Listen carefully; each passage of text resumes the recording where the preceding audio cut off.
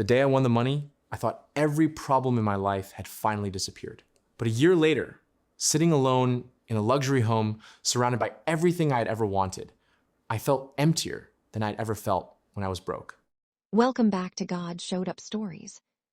Tonight's story is for anyone who has ever chased something they believed would finally make them happy.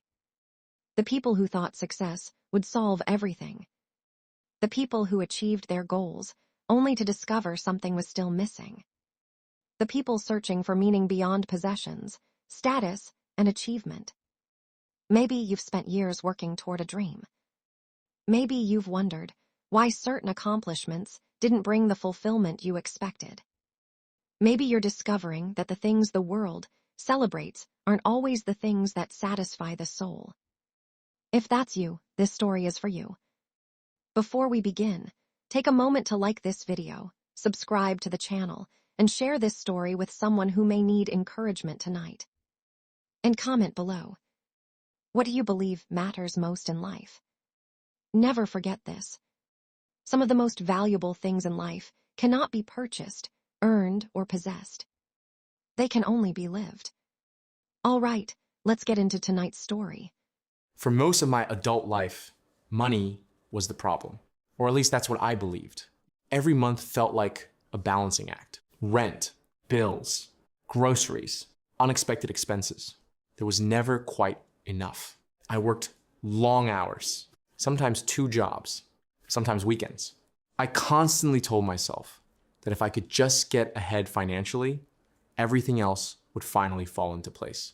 I dreamed about freedom, security, opportunity, a life without stress. Then one ordinary day, everything changed.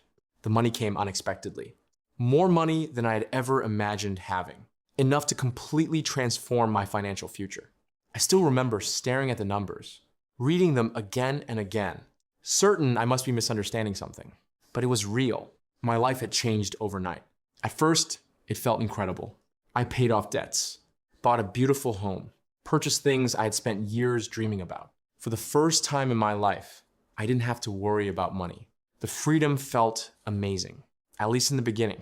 People congratulated me. Friends celebrated. Family members called. Everyone seemed happy for me. But slowly, things began changing. Subtle at first, then impossible to ignore. Some friends started treating me differently.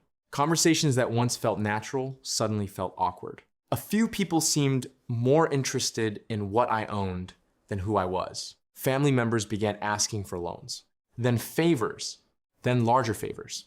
Some requests were reasonable, others weren't. Every decision seemed to upset someone.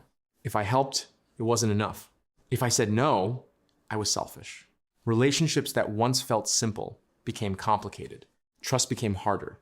New friendships felt even worse. I never knew who genuinely liked me and who liked what I could provide. Some people seemed fascinated by my lifestyle.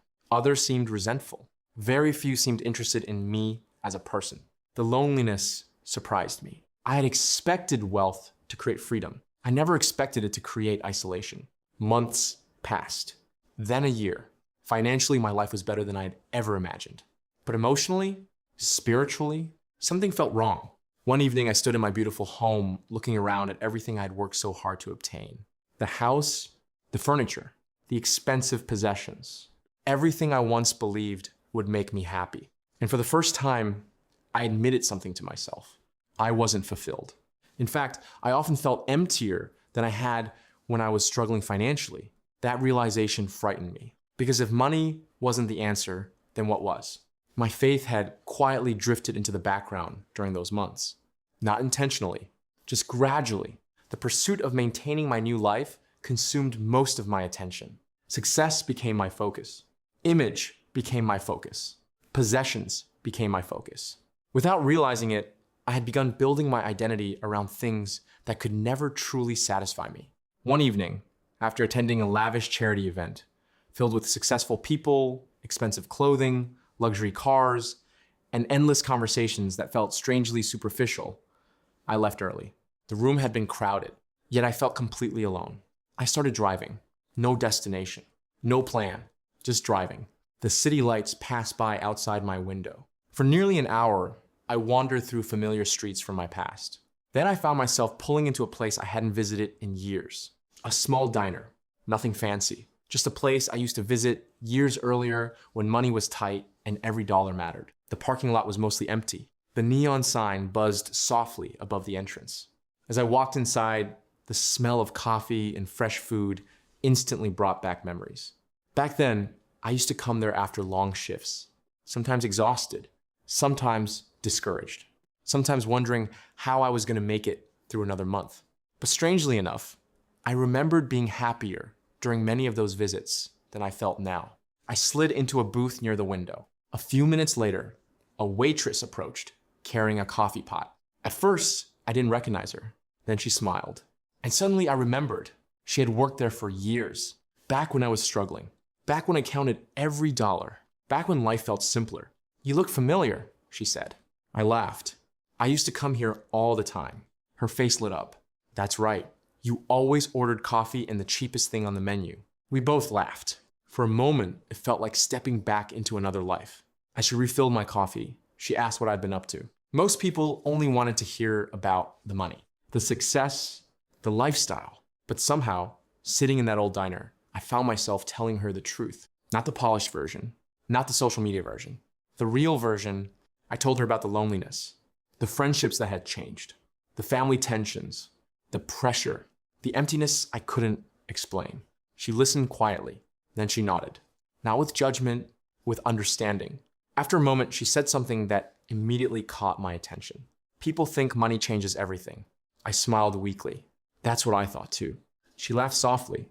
"My husband used to say something similar." I looked up. She pointed toward an old framed photograph hanging behind the counter. A smiling man stood beside her in the picture.